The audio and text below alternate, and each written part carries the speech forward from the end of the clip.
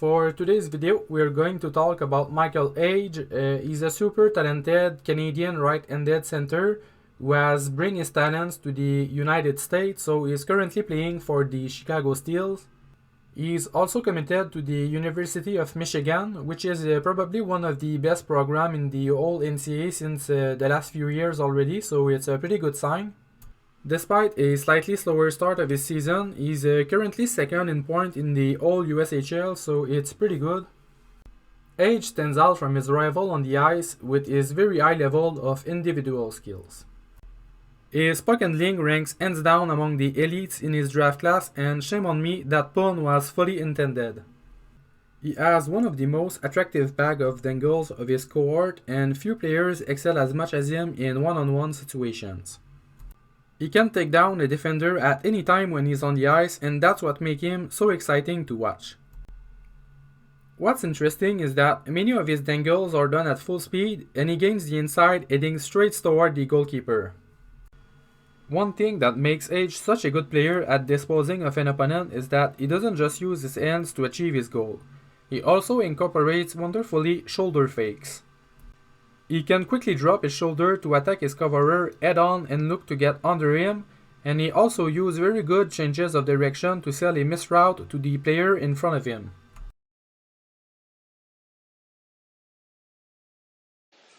Adam Guyon playing his tail off right on the Gamblers with the lead. Now Hage slithering in.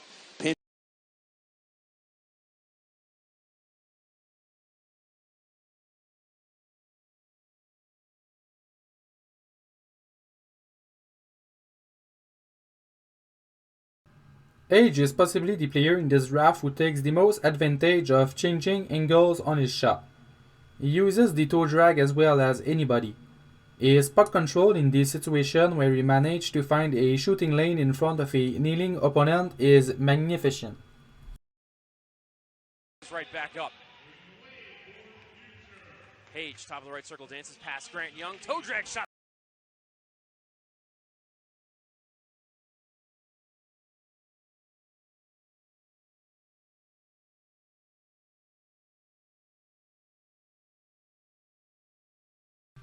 Although at times it can be a little subtle. They can't get to the rebound though, and Hage will 2-on-2 the other way with Wilmot and Bufflin trailing behind as a shot off the kid he made for Michael's mom, and here is the Vipe pulling in. Shot was. I would also describe the quality of his shot as being above average. He has good velocity behind his wrist shot, and he often takes shots where the puck quickly gains elevation without losing any of its speed, giving goalkeepers a lot of difficulty in managing their rebound properly. Another area where Hage demonstrates skills far beyond his peers is inside his pass receptions. He managed to receive saucer pass where the puck is not quite flat on the ice with remarkable ease. The most prevalent aspect in this facet is during transitions. In the lower levels like the USHL, not all zone exits goes flawlessly. Inaccuracies in defenseman breakout pass still happens quite frequently. This is where Hage's talent level comes into play. It's hard to give him a bad pass. He has no problem catching the puck with one hand behind his back, in his case, whatever. Had Jake Toll and he missed the net. Now the steal the other way. They'll come across 3-on-2. A dropped Hage moves in, forehand, he scores! Oh, what a move! This also leads me to talk about one of the strong points in his game, which is his success rate in transition. He has an apparent ease in carrying the puck into enemy territory, and it is with the help of the aforementioned qualities that he managed to achieve such a success in these situations. I would add to that his skating is also a quality in his game. His speed is above average, and he is very comfortable switching from inside crossover to outside crossover if an imponderable arises in front of him. Many opportunities in this game. The steal as Hage trying to split the defense. Whirls left. Thompson wraparound. Oh, Cloche pops this pass to Emerson. Glues Hage down the left side. Hage unwinds pass. Michael Hage gets the reverse. Slithers right.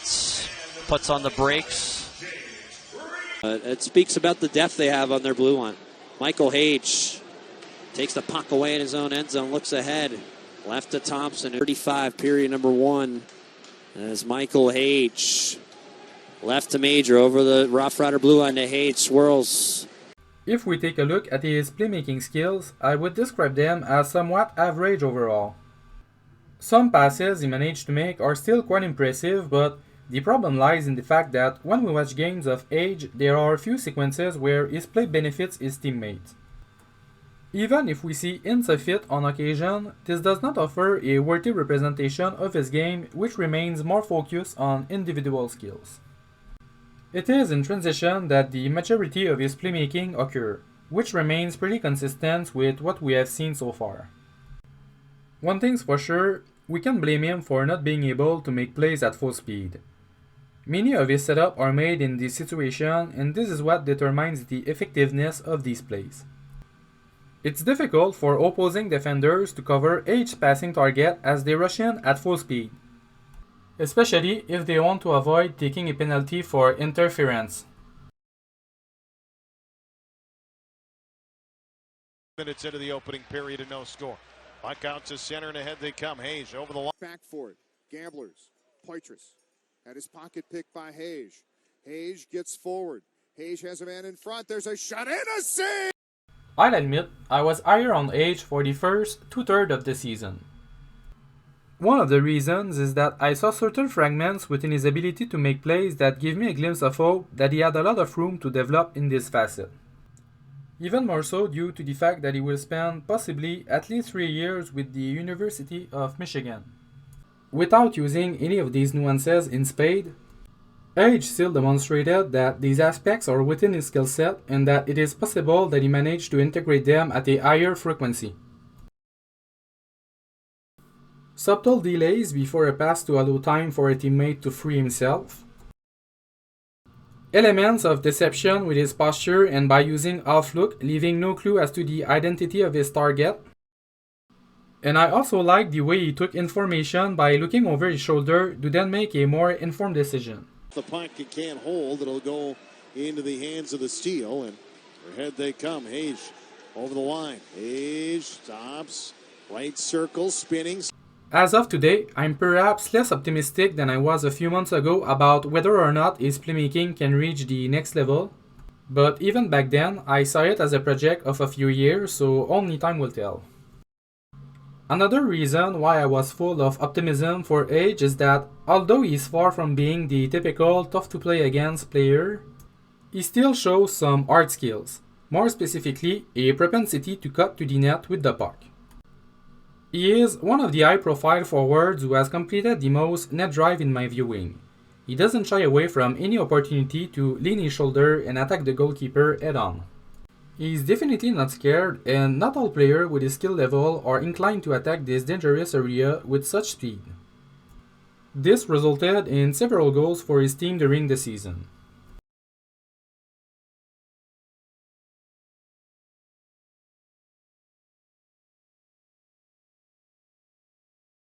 Up on the play we play on. Chuck perseveres. Hage now. Here comes Michael Hage slithering in. Backhander save. Rebound. Stopped by Musser. Puck dings. Michael Hage away from the puck. Gets going. Slithering through the center ice. Hage going to the net. And scores! Sensational. Able to fluff Michael Hage. Offensive zone. Hage doing it again. And Moreover, Hage took a lot of shots this season where he leaned his shoulder to get under the defender who had to cover him.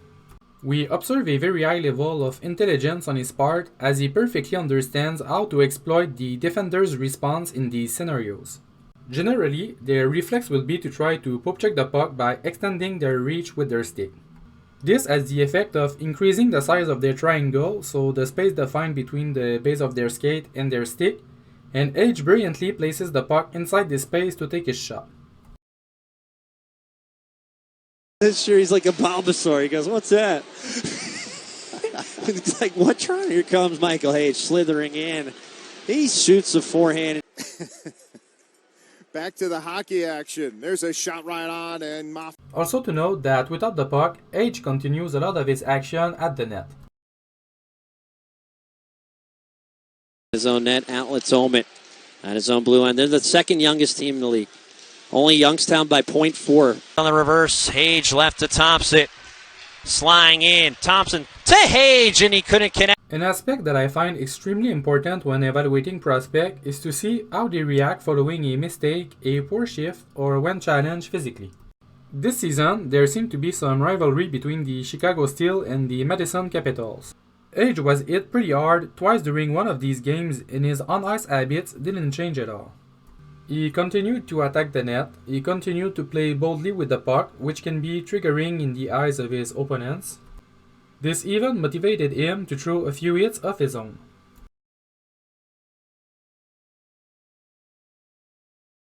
Although his offensive production greatly increased in the second half of the season, the product on the ice I anticipated did not materialize. Simply put, Hage doesn't drive the bus enough for me. The occasions where his talents benefit his teammates are too few for my taste. It must be said that the Chicago Steel is not what it used to be. Since he didn't add much support, I showed myself more lenient towards him. But little by little, this clemency that I had started to crumble. Strangely enough, my projection of the player is no different than when I was higher on him. There is no real in-between in his case. He's either going to be a second-line player or he's not going to establish himself in the NHL. In the past, I've been caught judging a player based on their flashes and not their overall game, and it came back to bite me in the butt. This is why I had to move him down a few ranks following my last viewings. Anyway, that's all I had on Michael Hage, so the next video is going to be on Zeev Bouillon. Hage out front. Noah Powell. Nice hit there, Michael. Power play right on the dot, 20%. Hage to Thompson. Movement here. Thompson to Hagens. Left for Hage. Wires it across. Thompson plugs Hagens. Nice bump. This is Omen fends off a check, and Hage has Hagens on the trailer. Shoots. It's like semi-pro. Take it. Here's Hage. One touch play. Major. That's a 15.3 conversion ratio. Penalty kill is at 78.4 for the Musketeers. Right in the pass is going to escape the blue line back to center. Morkway knocks it off the boards. Good shift for Sioux City following the immediate stoppage. Fake pass by Michael. Isn't there for the support. We talk about it all night long. Great detail. Hage now roaring, slithering to the left corner. He'll pop it and win for Michael Hage, who risks the puck with Sizz and give and go. Hage is in tight, really good. Goes right to Major. One-timer. Stop, guy.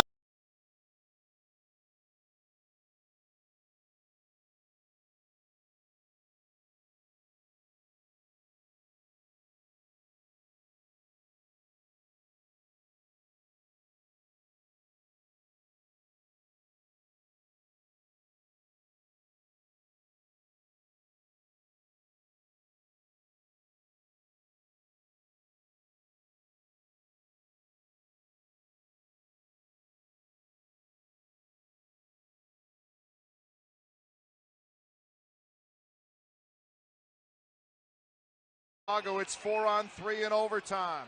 Hage is in. Hage. He's got the sliding pass. As Michael Hage unwinds inside out. Threw it to the goal mouth. Puck Leading by one. Hage sends it ahead. Bouncing puck. Rybakov spin. Had Jake Toll and he missed the net. Now the steal the other way. They'll come across 3-on-2. A dropped Hage moves in. Forehand. He scores. Oh, what a move. the right corner. Hage waiting for the puck toward the point. Fending off Delaney. Hage sneaking into the slot. Hage lost it. Good play, Delaney recovering. Puck bump to Omet. One on the Caps. One-timer Abel goes right to Hage. Scores! Passes to Bufflin. Back to Hage. Shoots. He scores. Michael Hage. Drops to Hage. Fakes the shot. Hage is in. He scores on the backhand. Michael kind of gave it away, but got it back. That's the thing with Michael Hagens, the dude. And a Blake Circles near wall to Brink. Gave it right away. Off of Hage here as the Capitals exit. Broken pulls into Steel territory. Oh. Jittered it toward the net. Russell. Oh. It looks like A piece as well in the remains there for Jordy Brisson. Two great looks. Steal not done yet. Hage back to Brisson. Trying to go. 2-on-2 rush. Good gap control. Shellberg, though, lost his man. Hage curling on the backhand. Out front. up. Hagen's for Major. Hagen's left to Hage. Across Major. Bull clogs it up here. Offensive zone to Wilmot. And that turns into a 3-on-2 back the other way. Hage goes backdoor shot, miss. And a 1-1 score. 7:32 in the first. It's Hage again. A shot. Now it's picked to Buffalo. Swung around here to the... Can't get there now. Chipped here up the right side for Major. Major in over the line. Left side, Hage. Weebush, fans on it. Can't clear. Thompson with... Trying to catch him on the change over the line. Hage comes in. Shot at a save. Here they come back. Thompson. Drops it back for Hage into the slot. Risker right off the cross. Pelosi can't get to it. They center the slot shot. Saved by Chambray. Another save. About 32 games. Uh-oh. Hage picks up a... Took over the puck. Thompson with great speed to Hage. Shoots. Goodness. Hagen's in terms of possession to Hage. Down the runway. Fakes. No stick here for Basson. It's broken. Hage. One-timer. It's in! What a drip play. And there's Hage coiling down the left wing. Fires into the gut. Chicago scored early in the third. There's a one-time shot, save, rebound, saving. 1-1 score, steal power play, 50 seconds here in the third. Hage shoots, scores! The slot, Thompson out front, score! Wide to Thompson. He'll tow it to Michael Hage, points in 8 straight, 13 straight home games for number 19. Number 19 coils, fakes the shot, stutters in, he hit the bar, he hit 2 of them, he said. And Danilov couldn't get it out. That shot and a goal. What a shot by Hage.